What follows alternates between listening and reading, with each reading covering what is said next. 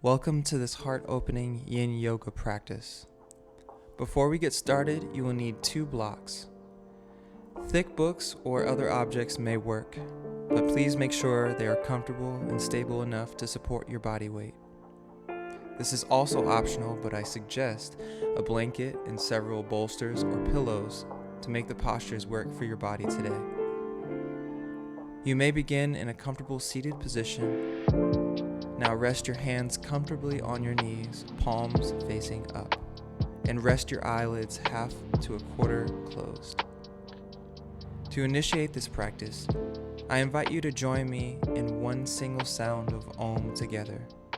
Or if you prefer, simply open your throat and hum along, or choose to sit in silence.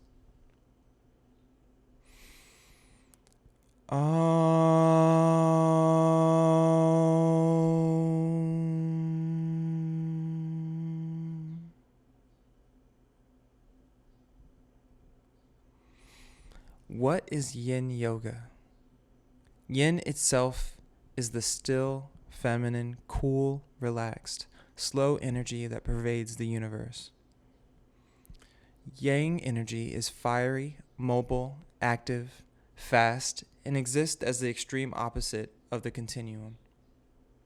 In Taoist philosophy, all energy exists as a relative, and we use these terms in our yoga and movement practice to differentiate the intent of the postures.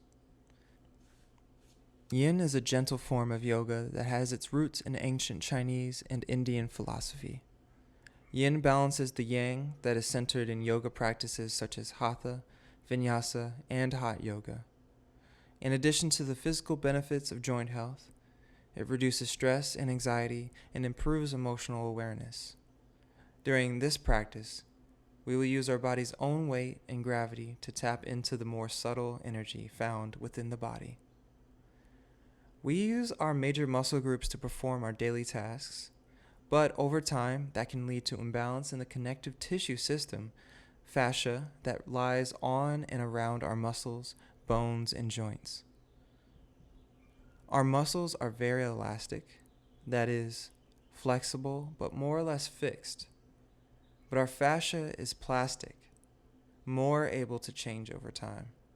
For this reason, the sum of our movements we choose or fall into each day, and over time, determine how our soft tissue responds.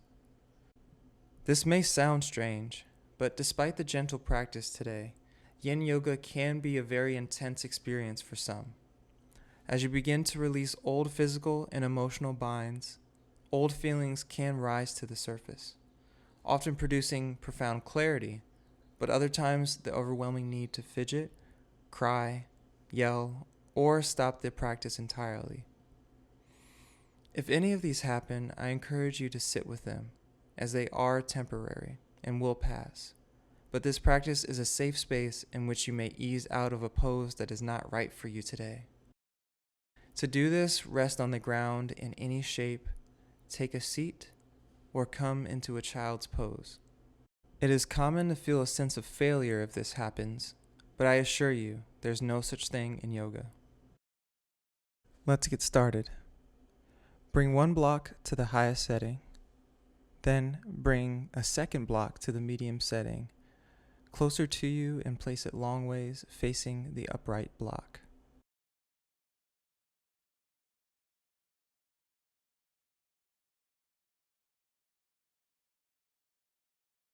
Bring the bottom edge of the closer block just beneath your shoulder blades, and allow the top block to catch the back of your head at the base of your skull. Your legs can relax out to the sides or come together, and then you can use your thumbs to control where the block goes. Allow your entire upper back to be lifted.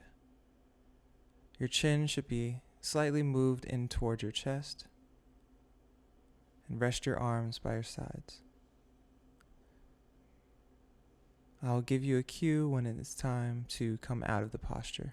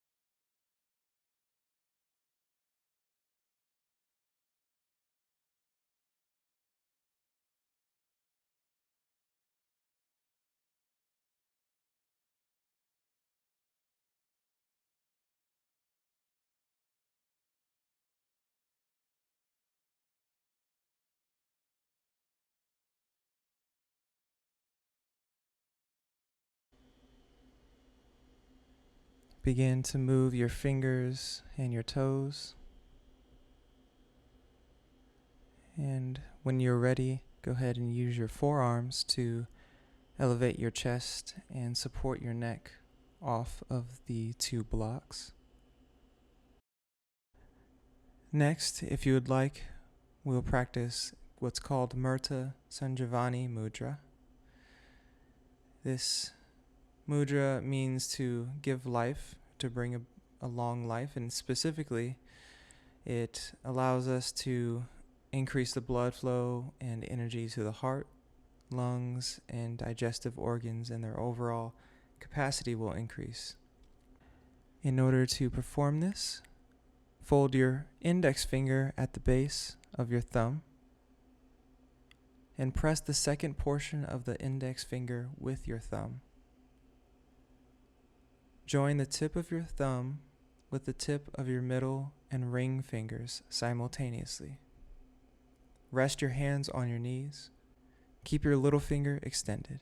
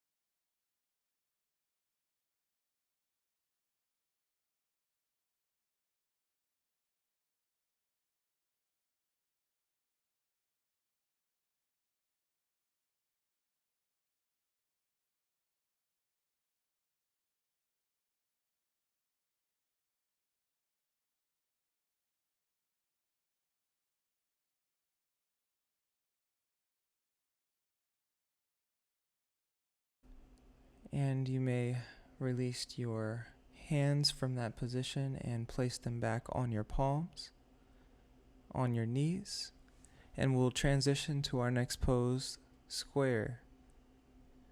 Begin in a simple cross-legged seated position as we already are, and gently place your right foot on top of your left knee. It may not look perfect, but tuck your left foot underneath your right knee. Keep your toes flexed in towards your knees. Lean forward slightly at your hips. You will stop at the point that is comfortable for you. And again, we'll stay here for several minutes. You can either place your palms onto the mat, but either way, keep a slight arch in your back and keep your neck relaxed. While here, take several deep breaths and relax.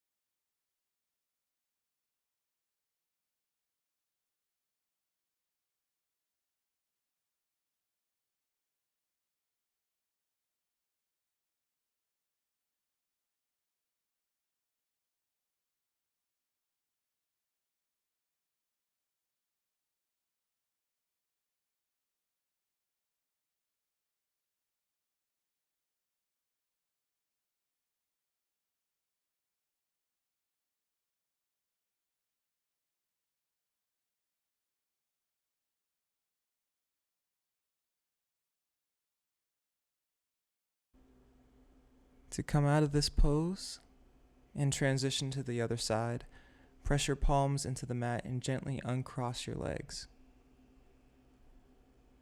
Come back to your simple cross-legged position, and then this time place your left foot on top of your left knee, and then tuck your right foot underneath your left knee.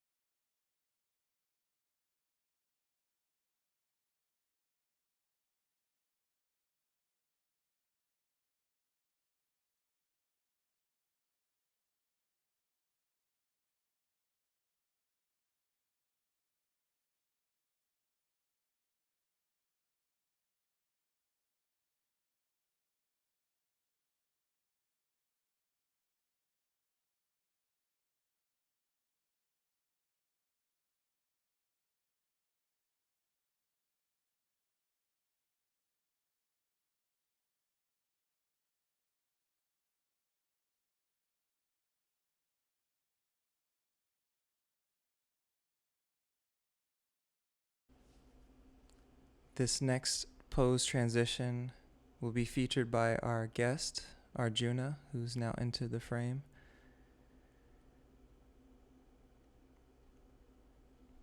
You can uncross your legs and come onto all fours now as we transition into our melting heart pose. This is one of my favorites.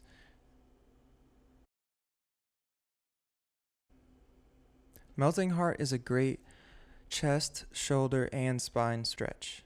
If you have any injuries of your knee, you can place the blanket underneath yourself.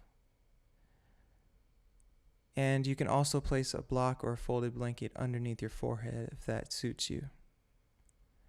Begin in the tabletop position and position your hands and knees appropriately. Slowly walk your hands forward and lower your chest to the ground. Relax your forehead towards your mat. Extend your arms forward as far as comfortable for you and let your palms rest on the mat.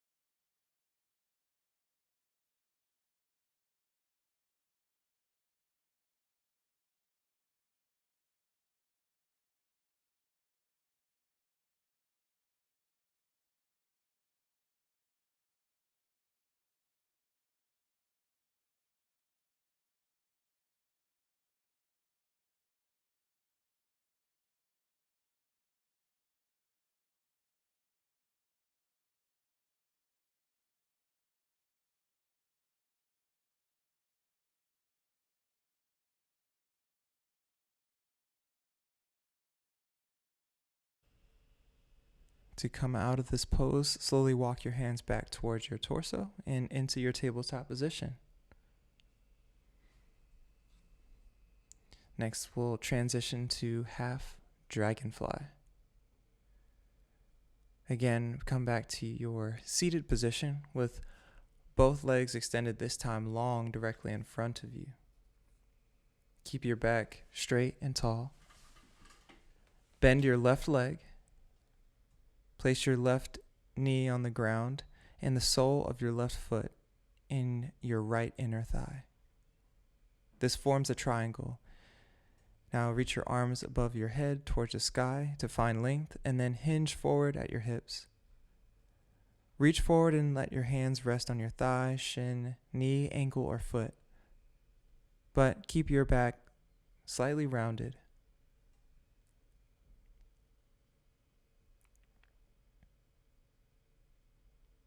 It's always a good idea to remind yourself to hinge forward at the hips and let your neck comfortably hang if you're holding any residual tension.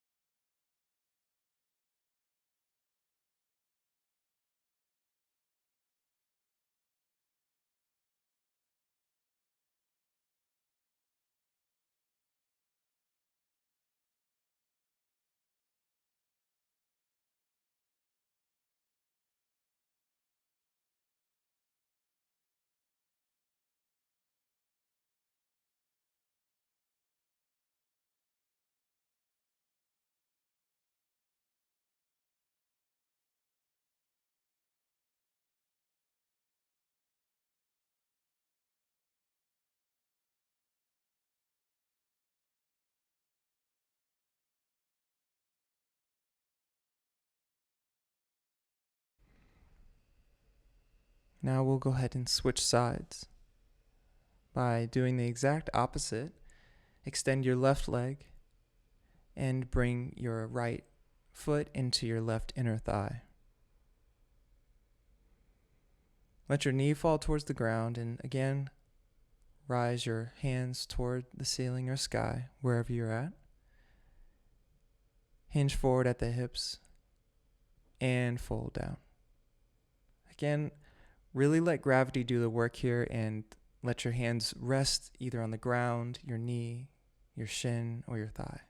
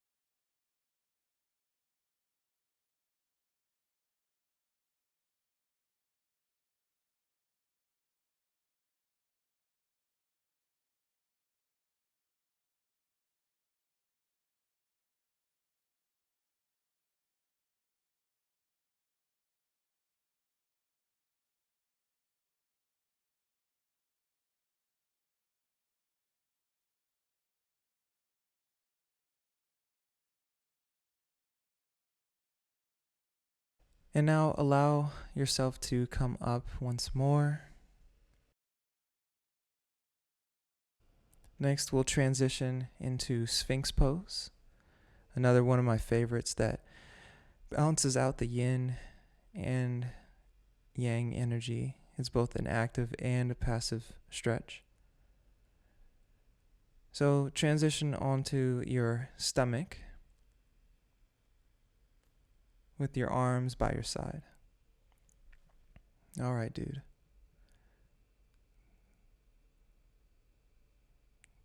Obviously very interested in what's going on. At this point, you can allow your legs to be hip width distance apart and rest on the tops of your feet. Bend your elbows so that your forearms are pressed down onto the mat and press your palms into the mat. Spread your fingers wide. Lift your chest and upper body coming into a slight back bend. Bring your shoulders up, back, and then down again for a correct alignment. And work to keep your upper body relaxed. This is what makes this pose so challenging, is that you are both pushing and relaxing each individual muscle in your back. Once you are in a good position, relax your neck and gaze softly downward.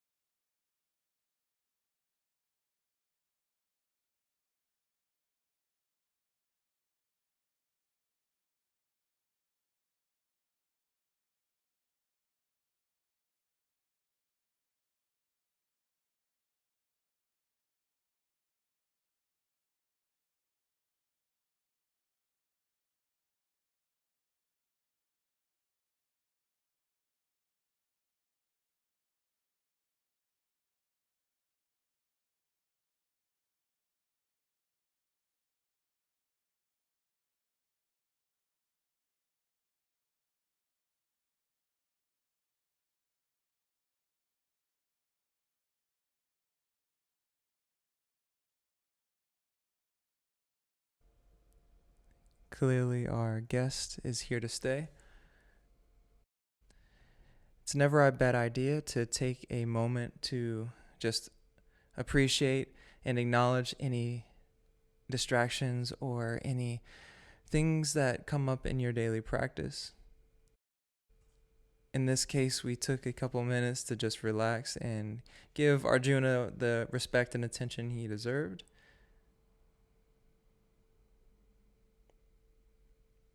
Spending some time to cuddle.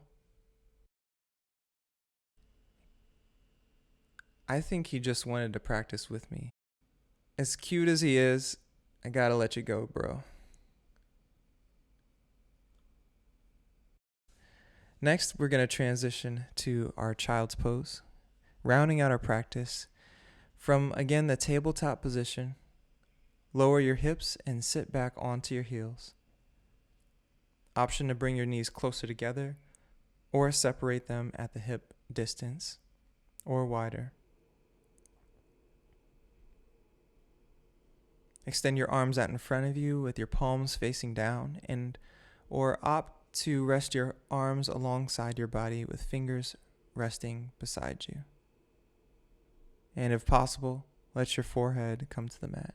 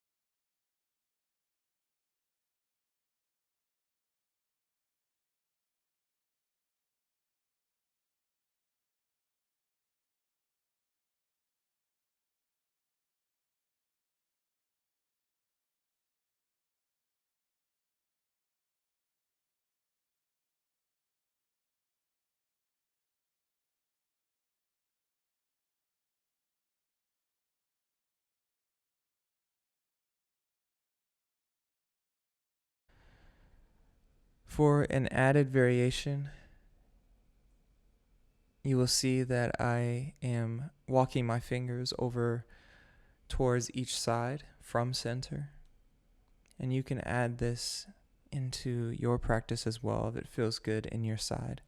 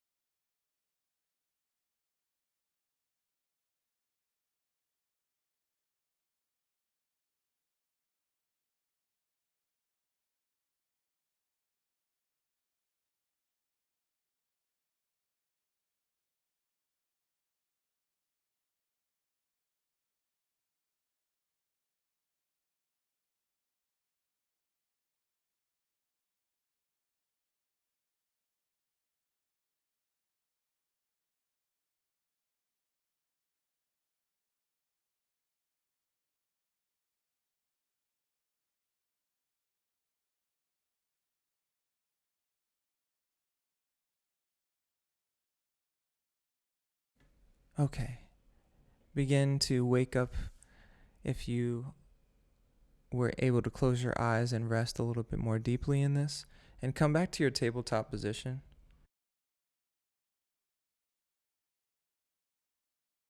And we'll transition into our shoelace pose. This one can be a bit challenging for the hips. If you do have severe hip or shoulder injuries, you can do this pose mindfully or with caution, but we'll bend our knees and place your right knee on top of your left knee.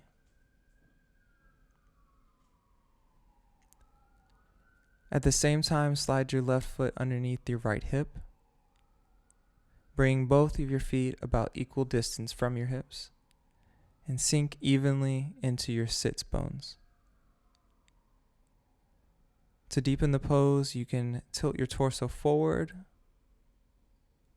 towards your knees. Allow your fold to come from the hips, though. Your arms can rest on your knees, or, if you'd like, extend them out in front of your body.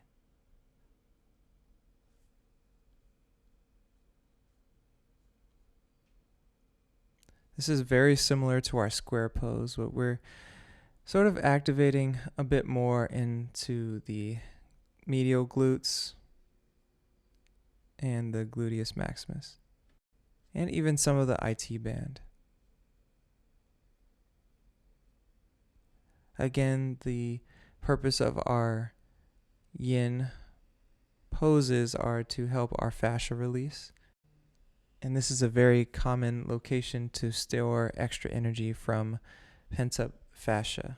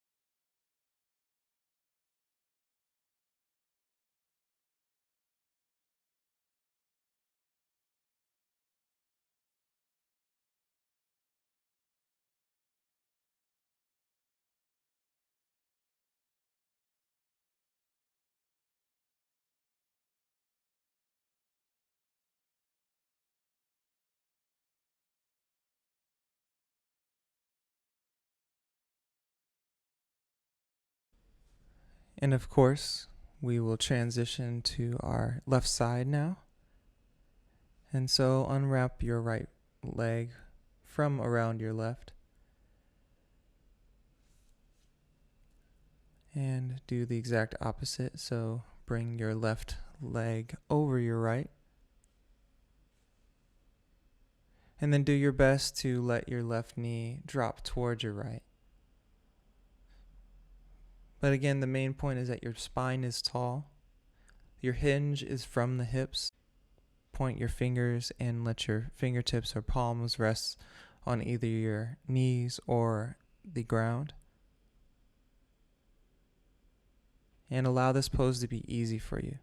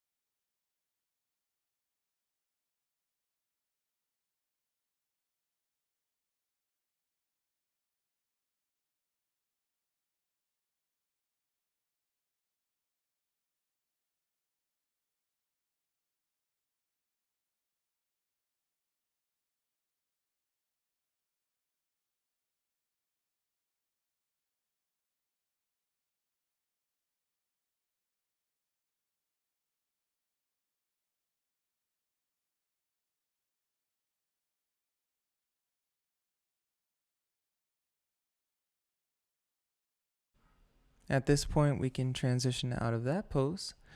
Same thing. Gently guide your leg over. Unfold yourself and come to your back. Closing out this practice, we'll do a supine twist. And so bring your knees up toward your chest with your knees bent and give them a hug in. Then allow your legs to gently fold over to the right in the same position. As low on your spine as possible, keep resting on the mat.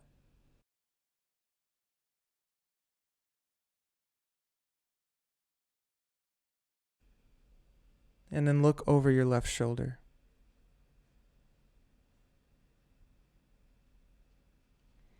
The goal is to keep your tailbone pressed to the mat. But depending on how tight your hips are, this may be a goal for the future.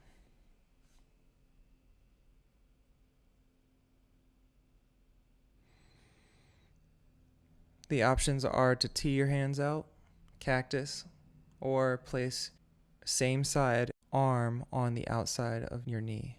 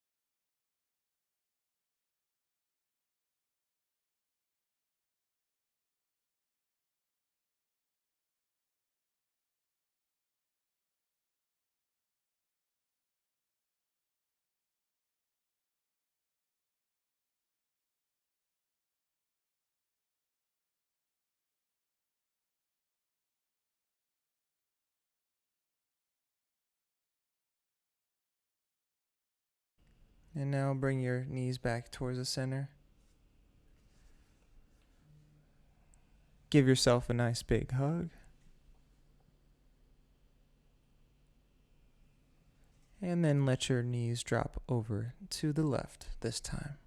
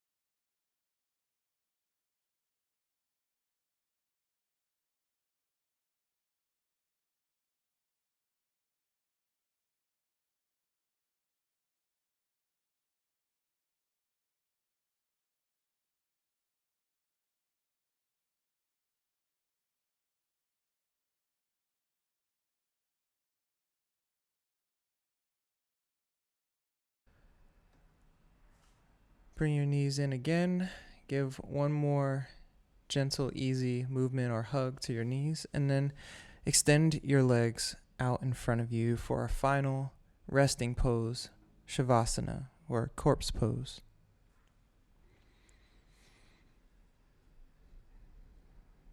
As you lie on your back, bring your arms by your side and palms facing up towards the sky. Let your feet fall comfortably to your sides. Let those pinky toes rest as much towards the mat as possible. Allow your shoulders to relax down to your mat. And if you're holding any residual tension in your face, simply inhale and exhale to relax fully. Allow your breath to flow naturally and softly. And each time you inhale, it's as if you're filling your entire body with breath. And then on your exhale, surrender just 10% more to the earth.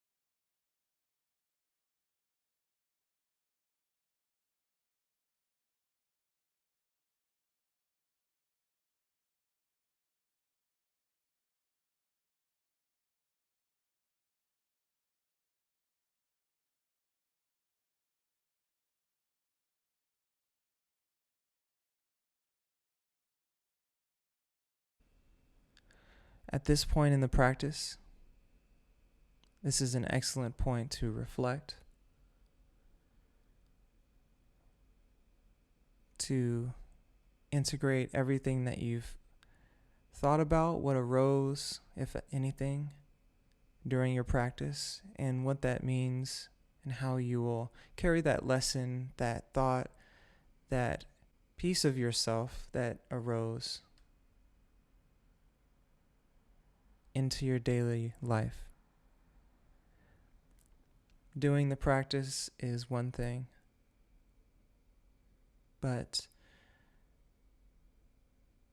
addressing what your body is telling you, what your mind chatter is telling you, is another, and helps you maintain your practice.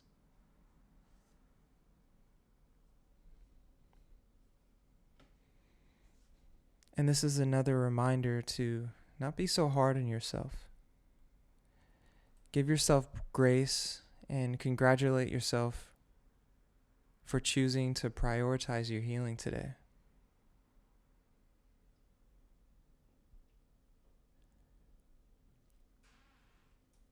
By accepting this practice, you've chosen for yourself non-judgment and self-love.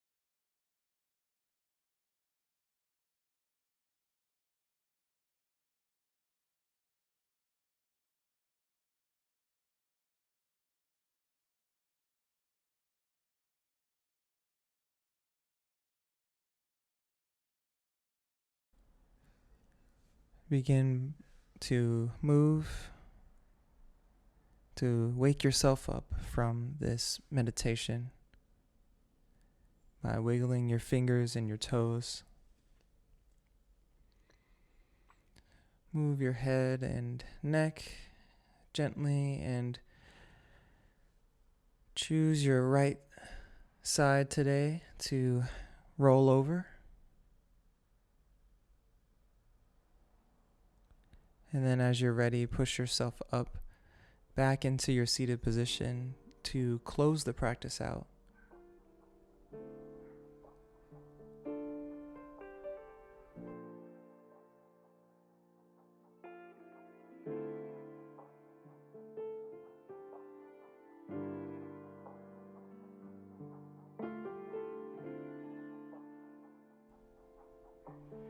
Go ahead and bring your arms to the side beside you.